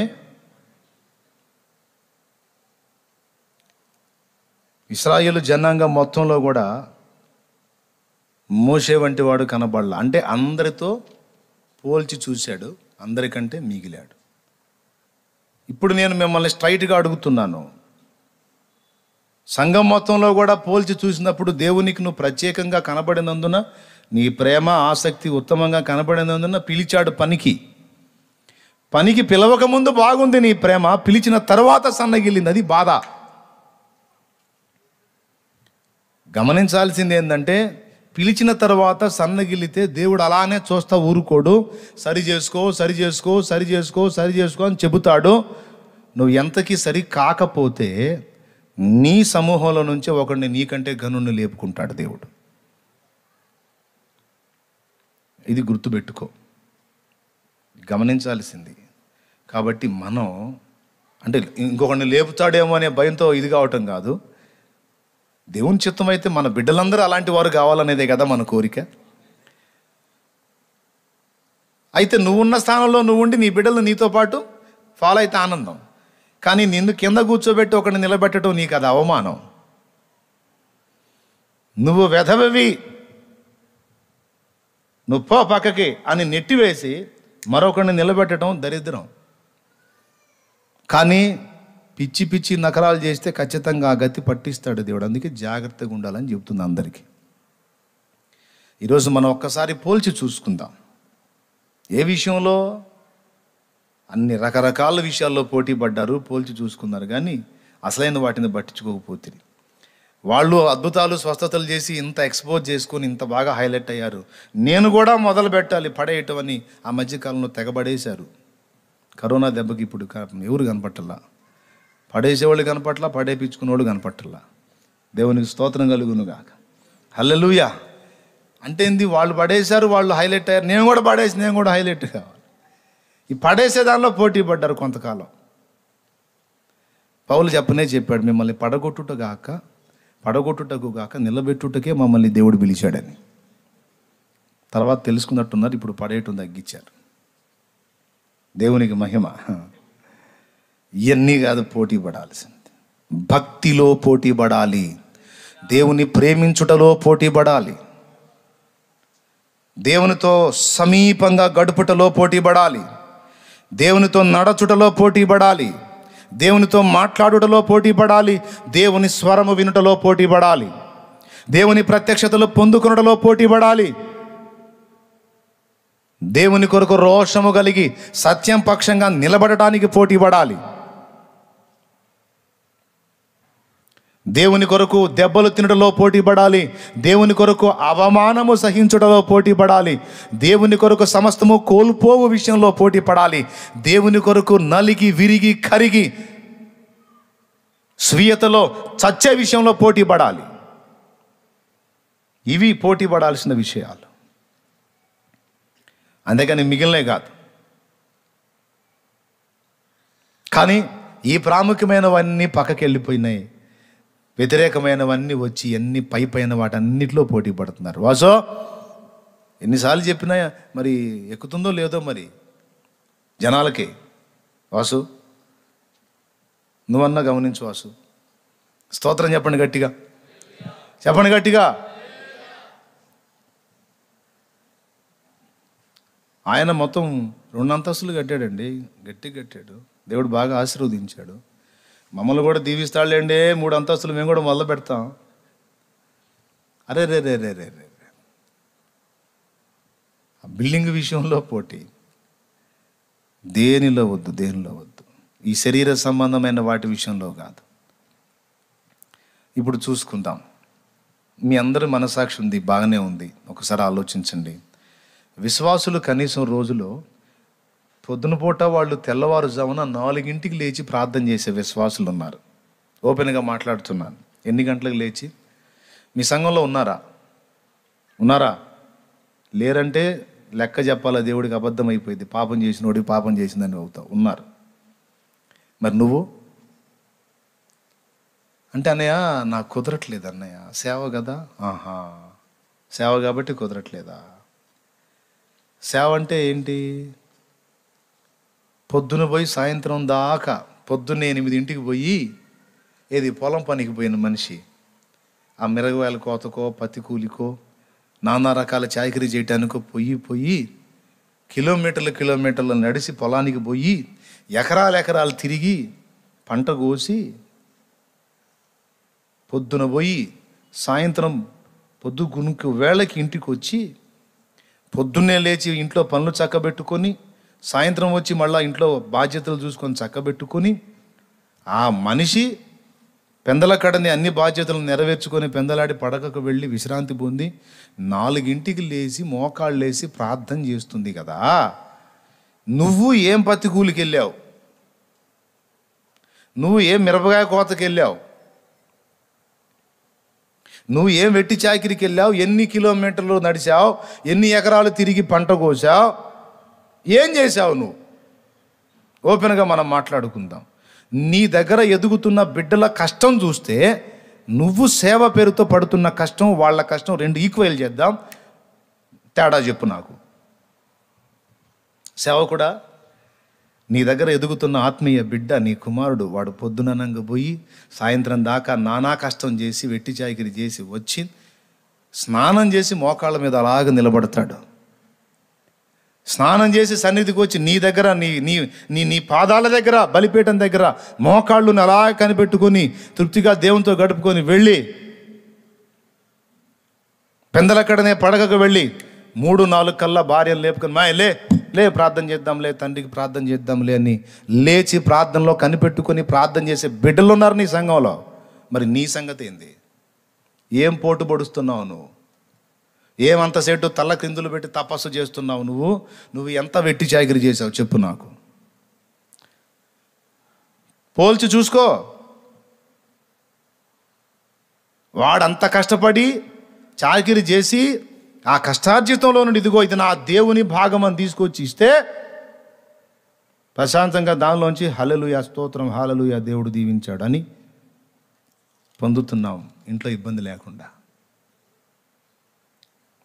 వాడిని వాడుకోనిగా దేవుడు మనకిచ్చింది, దేవుడే ఇచ్చాడు కాదని నేను అంటలా. మళ్ళీ మీకు ఆవేశం వచ్చి దేవుడు మనకిస్తున్నాడు అదేందన్నా అంటారేమో. ఎవరిని వాడుకొని ఇచ్చాడు? ఎలా వచ్చింది అది? ఎస్, వారి కష్టమే. రైట్. ఇప్పుడు పోల్చుకుందాం. ఇప్పుడు ఇద్దరికి కంపేర్ చేద్దాం ఒక్కసారి. నన్ను తిట్టుకోరు కదా, వీడు నమ్మకంగా దుర్మార్గుడు పొగబెట్టి తిడుతున్నాడు అనుకోకండి. ఇందులో నేను కూడా ప్రత్యేకమేం కాదు. ఇప్పుడు మీకు కొంచెం ఆదరణగా ఉంటుంది. అది నువ్వు కూడా ఉన్నావుగా, అయితే పర్వాలేదు. దేవునికి స్తోత్రం కలుగునుగాక. హల్లెలూయా. ఇప్పుడు పోల్చుకుందాం. పొద్దున్నే లేచి ప్రార్థన చేస్తున్నాడు, 3-4 లేచి మోకాళ్ళుని స్తోత్రాలు చెబుతున్నాడు, ప్రార్థన చేస్తున్నాడు, అన్ని విషయాలు అడుగుతున్నాడు. అందులో అయ్యా మా అన్నయ్య అని నిన్ను ఎత్తిపడుతున్నాడు. మళ్ళీ నువ్వు స్పెషల్గా ఆ బిడ్డ పేరెత్తావు. ఏడెత్తుతా ఉన్న 100 మంది సంఘం ఉంటే 100 మంది పేరు చదివేటప్పుడు తెల్లారిద్దాను. అందుకని మొత్తాన్ని దీవించు ప్రభావ, సంఘం మొత్తాన్ని దీవించు ప్రభావ అని కలిపి మొత్తం ఏమంటే పప్పుచారులో తాలింపు వేసినట్టు వేసి పడేస్తున్నానని నువ్వు చెబుతావు. కానీ మనల్ని వెంబడించే బిడ్డలు పర్టికులర్గా నీ పేరు ఎత్తుతారు. మా అన్న, మా అక్క, వాళ్ళ పిల్లలయ్యా. Okay right. వారు నీ కోసం ప్రార్థన చేస్తున్నారు. అంతేకాదు తెల్లవారుగానే లేచి వాళ్ళ పనులు చక్కబెట్టుకుని వెళ్ళి జీవనోపాధి కోసం వెళ్ళి సాయంత్రం వరకు చెమట చుక్కలు నేలను గార్చి చెమటోడ్చి కష్టపడుతున్నారు. సాయంత్రం అయిన తర్వాత వచ్చి మళ్ళీ వాళ్ళు ఎవరు ఇచ్చిన దాన్ని కనిపెట్టుకోవాలా, ఎవరి సహాయం కోసం ఎదురు చూడలా, ఎవరన్నా ఇస్తారేమని కాచుకోవాలా, దాన్ని బట్టి తృప్తి చెందుదాం అనుకోలా. అవసరమైతే నేను కష్టపడి అన్నకి నేను సహకరించాలా అని, దేవుని కొరకు నేను వాడబడాలి, దేవుని కొరకు నా కష్టం ఇవ్వాలి అని రాత్రింబగళ్ళు తేడా లేకుండా కష్టపడుతున్నాడు. తెచ్చి అందులో వేస్తాడు. పొద్దున్నే లేచి ప్రార్థన చేస్తున్నాడు, కష్టపడి చాకిరీ చేస్తున్నాడు, సాయంత్రానికి వస్తున్నాడు, వచ్చి మళ్ళా స్నానం చేసి అందుబాటులో మందిరం ఉంటే వెళ్ళి మోకాళ్ళు వేస్తున్నాడు, లేకపోతే ఇంట్లో గదిలో మోకాళ్ళు వేసి ప్రార్థన చేసుకుంటున్నాడు. ఓకేనా? సాయంత్రానికి భార్య బిడ్డలు తల్లి తండ్రి మొత్తం అందరూ కూర్చొని ప్రార్థన చేసుకుంటున్నారు. ఫ్యామిలీ ప్రేయర్ ప్రార్థన చేసుకుంటున్నారు. పెందల కడనే ఒక ముద్ద తిని పడకెళ్తున్నారు. ఆ టైంలో కూడా ఒకవేళ అతనికి దేవుని ఆత్మ స్పర్శ తగిలితే మళ్ళీ నైట్ కూడా మోకాళ్ళు, నీ ప్రభువా, అందులో నీకేదన్నా బాగలేదని తెలిస్తే, దైవజనుడుగా దైవజనరాలుగా నీకు నాకేదన్నా రోగం వచ్చింది, బలహీనత వచ్చిందని తెలిస్తే నిద్ర పట్టదా బిడ్డకి?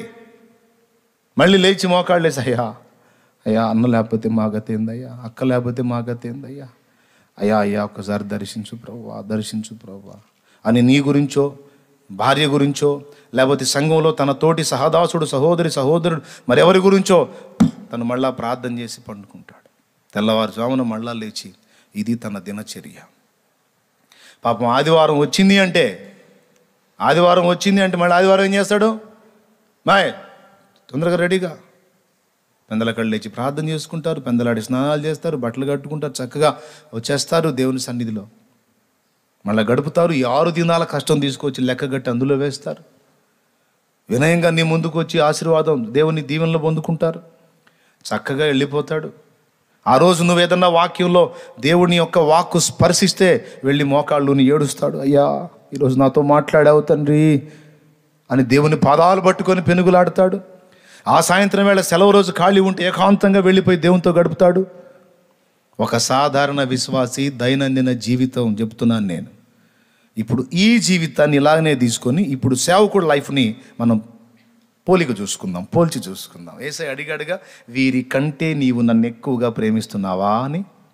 ఇప్పుడు మన లైఫ్ తీసుకుందాం. ఇప్పుడు మన దినచర్య ఎలా ప్రారంభమైందో చూద్దాం.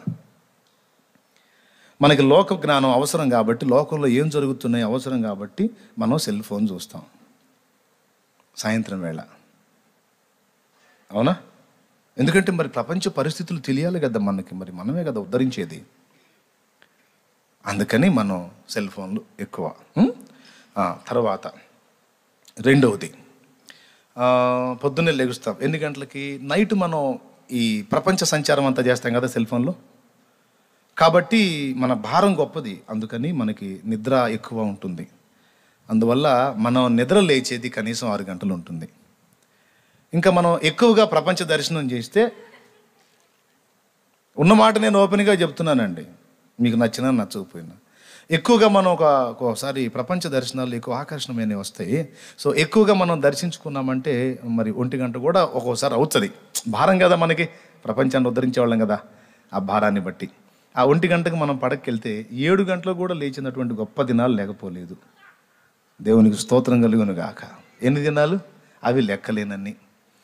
7ంటికి నిద్ర లేచి ఇక మనం మోకాళ్ళు ఉంటాం. అప్పటికే అన్ని శబ్దాలు వస్తుంటాయి, అన్ని సప్పుళ్ళు వచ్చేస్తూ ఉంటాయి. కాబట్టి మనకి ఏకాగ్రత కుదరదు. మనం ఎక్కువ భారం కలిగిన వాళ్ళం కదా, మన కాన్సన్ట్రేషన్ ప్రశాంతంగా ఉంటేనే మనకు ప్రార్థన. మరి లేచిందేమో 7 అప్పటికే అందరూ శబ్దాలు చేస్తూ ఉన్నారు. కాబట్టి నేను ఏకాంతంగా దేవునితో గడుపుతాను, ప్రభువా స్తోత్రమయ్యా అని కాసేపు ఏదో 4 ముక్కలు చెప్పేసి, మరి విశ్వాసులు మొత్తుకోవటం వేరు, నేను సేవకుడిని మొత్తుకోవటం వేరు. నేను ఊరకట్లా ఒక మాట చెబితే వెంటనే బెండ్ అయిపోతాడు పెద్ద ఆయన అని ఈ లైన్లోకి వెళ్ళిపోతాడు. ఇక ఏది బ్రష్ తీసుకొని. విశ్వాసులకేమో వాక్యాన్ని అత్యధికమైన ఆసక్తితో మనం చదవాలి.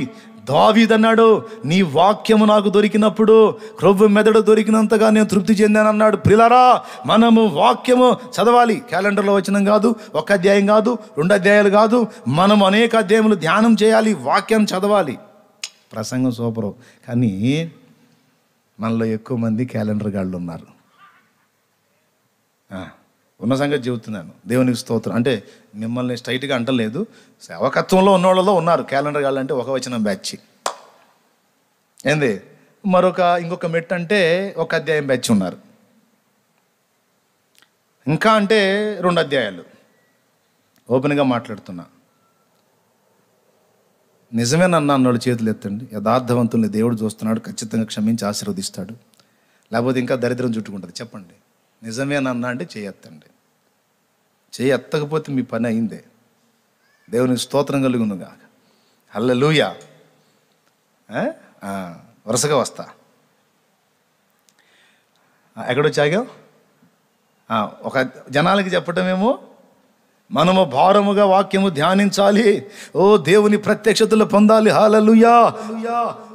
ప్రసంగం బాగుంది. దేవుడు చూస్తాడు, ఇంతసేటు మొత్తుకొని చెప్పాడు కదా, అసలు వీడిని చదువుతాడో చూద్దాము అని చూస్తే, ప్రభువా వాళ్ళంటే కొత్త కాబట్టి అనేక అధ్యాయాలు ప్రభువా నేను ఒక వచనాన్నే సారం తీస్తుంటా, ఒక వచనంలోనే అనేక ప్రత్యక్షతలు తీస్తా ప్రభువా, ఒక వచనంలో అనేక ప్రత్యక్షతలు ఎక్కడొస్తాయిరా చప్రాసి మొహమడా అని దేవుడు కనిపెట్టుకుని ఉంటాడు.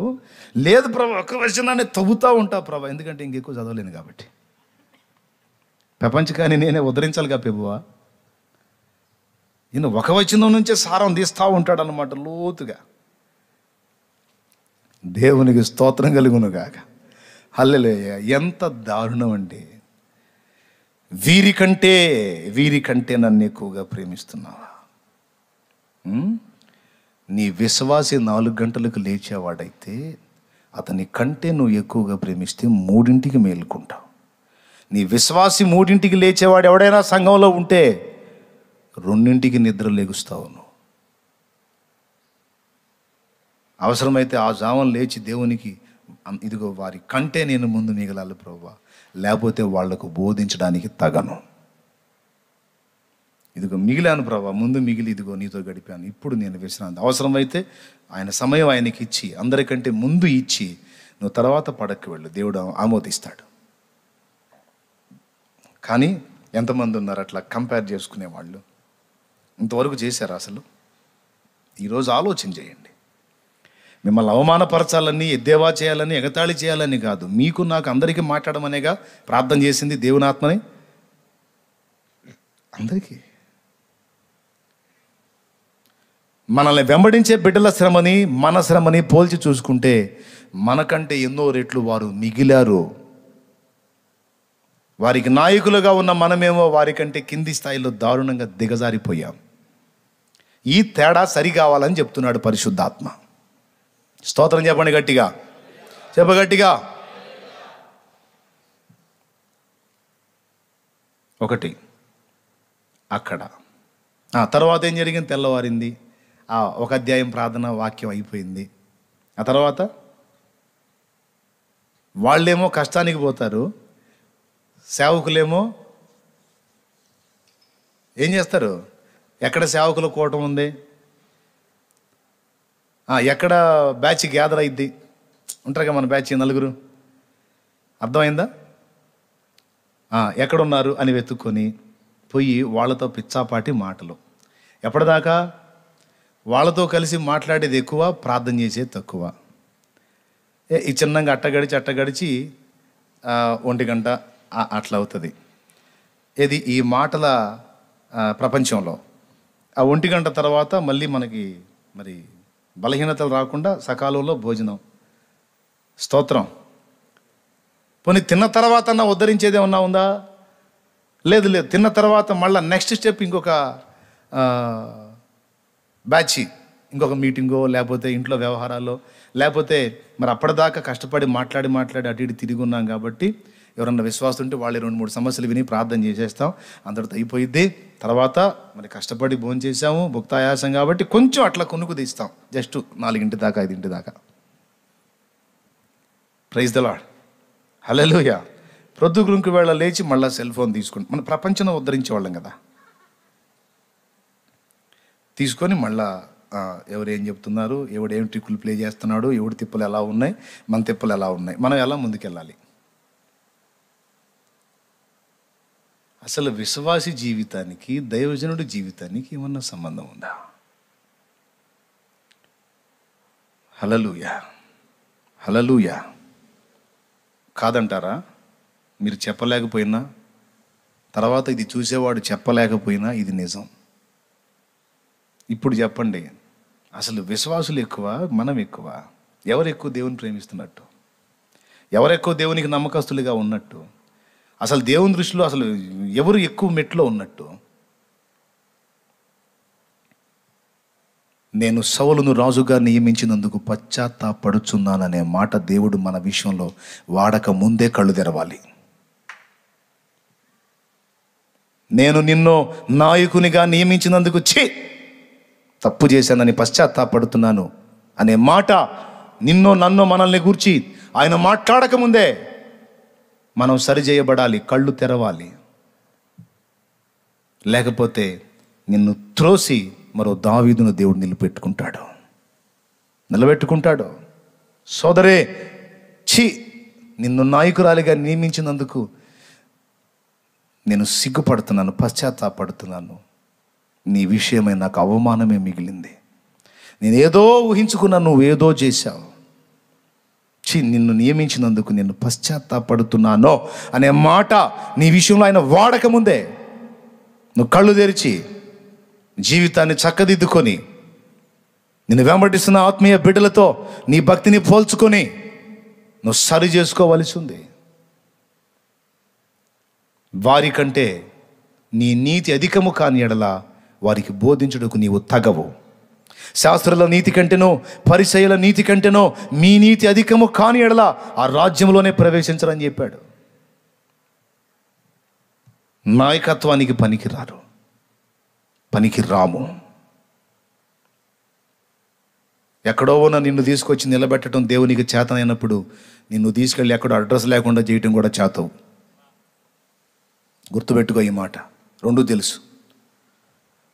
కాబట్టి ఈ ప్రాముఖ్యమైన విషయాన్ని గుర్తుపెట్టుకొని ప్రతి దాన్ని కూడా కంపేర్ చేసుకోండి. సేవకులతో పోటీ పడండి. ఎవరితో పోటీ పడతారో తెలుసా? హ్యూమన్ సైకాలజీని దృష్టిలో పెట్టుకొని ట్రిక్కులు ప్లే చేసి ఎక్కడో అందలం మీద కూర్చున్న వాళ్ళతో కాదు. మోకాళ్ళు నల్లబారిపోయి మోకాళ్ళతో పోరాటంలో పెనుగులాడిన శ్రేష్ఠ భక్తులతో పోటీపడో. అప్పుడు ఒరిజినల్ ఉజ్జీవాన్ని తీసుకొస్తావు, లేకపోతే నకిలీ ఉజ్జీవకర్తవవుతావు. నిజంగా ఉజ్జీవం కాని దాన్ని ఉజ్జీవం అని భ్రమపడేటువంటి గుంపులో చేరిపోతావు. ఎవరితో పోటీ పడతావు? ప్రార్థనా పరులతో పోటీపడు.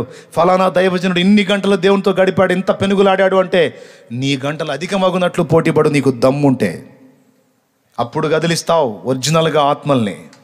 అప్పుడు పనికొస్తావు దేవుని చేతిలో గండ్ర గొడ్డలు ఇవ్వలే.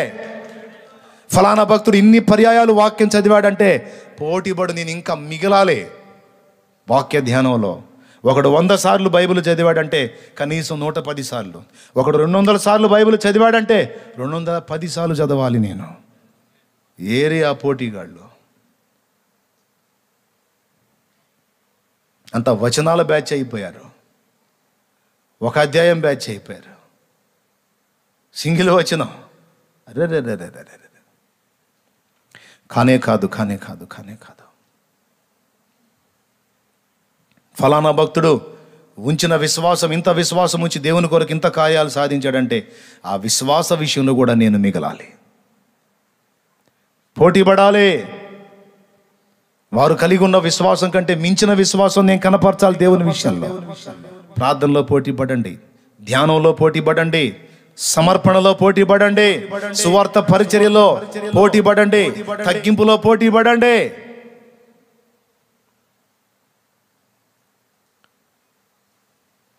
విశ్వాసమును కనపరిచే విషయంలో పోటీ పడండి, బిడ్డలకు మాదిరి ఇచ్చే విషయంలో పోటీ పడండి. ఫలానా ఆయన మాకు అన్ని విధాల మాదిరి అంటే నా బిడ్డలకు నేను ఇంకా ఉత్తమమైన మాదిరిగా ఉండాలి, నా బిడ్డలకు నేను ఇంకా ఉన్నతమైన మాదిరిగా ఉండాలి.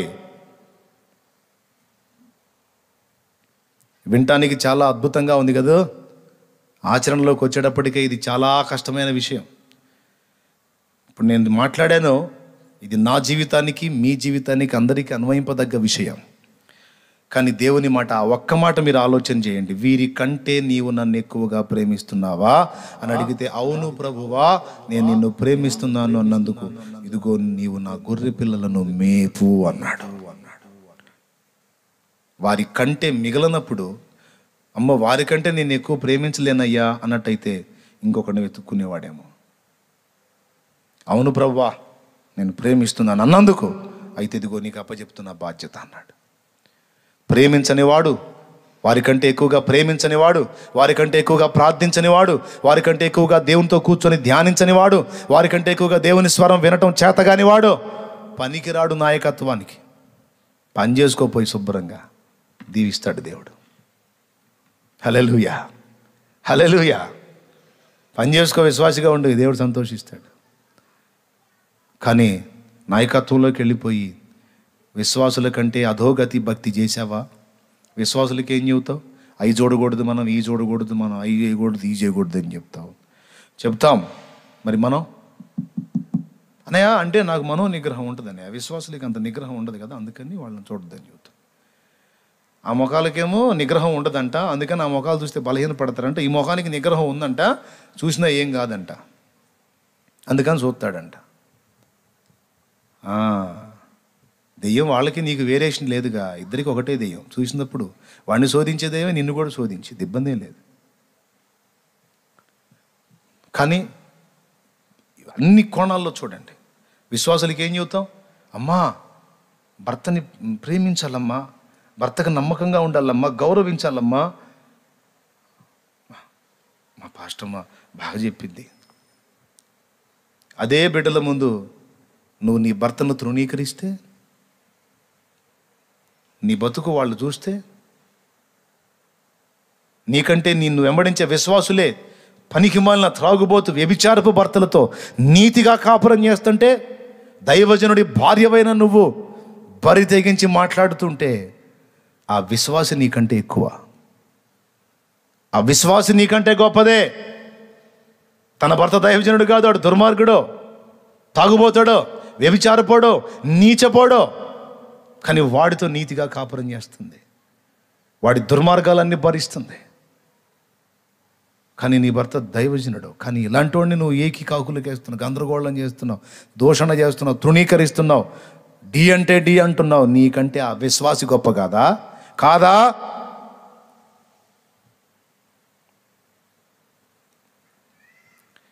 దుర్మార్గురాలైన భార్యను ఒక భర్త భరిస్తాడు, సహిస్తాడు. నీ విశ్వాసే నీ దగ్గరికి వచ్చి అతని గోడుని నీతో పంచుకుంటాడు. నీకే చిరాకు పుట్టిద్ది, వదిలే ఆ పనికి మాలిందాన్ని ఎన్నోసార్లు నువ్వే చిరాకు పుట్టి అన్నటువంటి పరిస్థితులు కూడా ఉండుండొచ్చు. కానీ నీ బిడ్డే నీకు చెప్పాడనా, క్షమించమని యేసయ్య చెప్పాడు గానా, నేను అందుకే అమ్మాయితో వాదన పెట్టదలుచుకోలేదన్నా, పోనీ అన్నా దేవుడు చూసుకుంటాడు అని కన్నీళ్లు పెట్టుకొని నీ ముందు వెళ్ళిపోయాడు. కానీ నువ్వేమో నీ భార్యను పట్టుకొని వసంతం ఆడతావు. దైవజనుడా, నీకంటే ఆ విశ్వాసి గొప్ప కాదా? మరి వారికంటే నువ్వు ఎక్కువ సేవిస్తుంది ఏంది, ఎక్కువ చూపిస్తుంది ఏంది? క్షమించు అని బోధించి నువ్వు క్షమించుటలో వారికంటే మిగిలి కనబడాలి. సహించు అని బోధించే నువ్వు సహించుటలో వారికంటే 4 ఆకులు మిగలాలి. త్యాగము చేయి అని బోధిస్తున్నావే, వారికంటే 4 ఆకులు ఎక్కువ మిగిలి నీ త్యాగం కనపడాలి. ఇవ్వండి మీకు ఇవ్వబడును అని బోధిస్తున్నావే, వారికంటే 4 రెట్లు ఎక్కువగా నువ్వు ఇచ్చే గుణం చూపించగలిగితే అప్పుడు వారికంటే నువ్వు ఎక్కువ అని దేవుడు మెచ్చుకుంటాడు నిన్ను, నన్ను. కానీ చాలా విషయాల్లో వాళ్ళే మిగులుతారని నా గట్టి నమ్మకం. కాబట్టి మీరందరూ కూడా ఈ విషయాలని సీరియస్గా తీసుకోండి, మీ మనసుల్లోకి తీసుకోండి. వాళ్ళు ఆ పనికి వెళితే దినమంతా చేయటానికి మనకి దేవుడు ఒక పని నియమించాడు, సువార్త ప్రకటనాయను పని. నువ్వు పొద్దున్నే లేచి ఏదో 4 ముక్కలు ప్రార్థన చేసి 2 అధ్యాయాలు బైబిల్ చదివి ఒక ముద్ద తిని నిద్రపోవటం కాదు. 4 కరపత్రాలు తీసుకొని రోడ్డు మీదికి పో. ఎక్కడో చోట ఏదో ఒక ఆత్మకు సువార్త చెప్పడానికి కష్టపడు. వాళ్ళ పని వాళ్ళు కష్టం చేసి తీసుకొచ్చి వాళ్ళకి కలిగిన దానిలో నుండి దేవుని సన్నిధి తీసుకొచ్చి ఆదివారం నాడు అంత వేస్తున్నప్పుడు నీవు బయటికి వెళ్ళి నీ కష్టం సేవా సంబంధంగా నువ్వు తెచ్చి దేవునికి చూపించొద్దా అంటాడు దేవుడు. వారు ఆర్థికంగా తీసుకొచ్చి పరిచర్యకు సహకారంగా తెచ్చి అందులో వేస్తున్నాడు. మరి నువ్వు నా ఆత్మల సంపాదకుడు కదా నాన్న, కనీసం నువ్వు వెళ్ళి మరి నువ్వు చేసిన సేవా ఫలం ఏదో తీసుకొచ్చి నా ముందు నిలబడాలి కదా. నువ్వు ఏం చేసావురా ఈ వారం మొత్తం అని నేను అడిగితే, ప్రభువా ప్రార్థన చేశాను, వాక్యం చదివాను, నిద్రపోయాను ప్రభువా, విశ్వాసాలు వచ్చి 2 ముక్కలు ప్రార్థన చేశాను, పంపించేశాను ప్రభువా, ఈ ప్రాంతానికి వెళ్ళాను ప్రభువా, ఈ గ్రామానికి వెళ్ళి ప్రార్థన చేసి వచ్చానయ్యా, ఆ గ్రామంలో ఎవరు వినలేదయ్యా నీ గురించి, అందుకని ఆ గ్రామాన్ని నీకు అప్పచెప్పొచ్చా ప్రభా, ఇదిగో నా పాదధూళి చూడయ్యా. ఆ అన్య గ్రామంలో అన్యుల మధ్యలో వెళ్ళి ప్రేయర్ వాక్ చేశా ప్రభా, వెళ్ళి ఆ గ్రామాలు తిరిగి ప్రార్థన చేసి వచ్చానయ్యా, ఇదిగో నా పాదధూళి. నువ్వు చెప్పాల్సిన అవసరంలా, ఆ ధూళే నీవు సంచరించి ఇదిగో ప్రార్థన చేసి వచ్చావని, ప్రకటించి వచ్చావని సాక్ష్యం చెప్పిద్ది. హల్లెలూయా. నువ్వు తిరిగి సేవ చేసే స్థలాలు తిరుగు, మిగిలిన గ్యాపుల్లో క్రొత్త స్థలాల్లో అన్యజనుల మధ్యలో సంచరించి ప్రార్థన సంచారం చేయి. Just prayer walk. సువార్త వినే అవకాశం లేదు, ఎవడు పట్టించుకోరు. ఓకే ప్రార్థన, ప్రభా ఈ గ్రామాన్ని ఇదిగో తిరుగుతూ నీకు అప్పచెప్తున్నాను ప్రభా, దీని మీద పనిచేస్తున్న దురాత్మ శక్తులు, దయ్యపు శక్తులు, అంధకార శక్తులు బంధించో. ఇక్కడ నా ప్రభా ఇక్కడున్న ప్రజల్లో ఒకడు నీ సేవకుడుగా లేవాలి, ఇక్కడున్న ప్రజలు నిన్ను తెలుసుకోవాలి. దేవా ఇదిగో నా కన్నీళ్ళు, ఇదిగో నా పాదాలు ప్రభువా. ఎవరైనా గ్రామంలో ఒకడు పరిచయం అయితే కూర్చొని ఏ కొట్టు దగ్గర ఎక్కడో కూర్చొని చిన్నగా దేవుని మాటలు 4 మాటలు అందించి వస్తే ఎంత సంతోషపడతాడు పెద్ద ఆయన. హల్లెలూయా. నా గటి మీద చెయ్యిని వేసి వెనుకకు చూడక సాగడి వారిని, నా గటి మీద చెయ్యిని వేసి వెనుకకు చూడక సాగడి వారిని, భారము కలిగి సువార్త గింజలు, భారము కలిగి దున్నిన ఎదలో చల్లెడి వారిని, దున్నిన ఎదలో చల్లెడి వారిని, పంపుము దేవా పనివారలను పంటను కోయుటకు.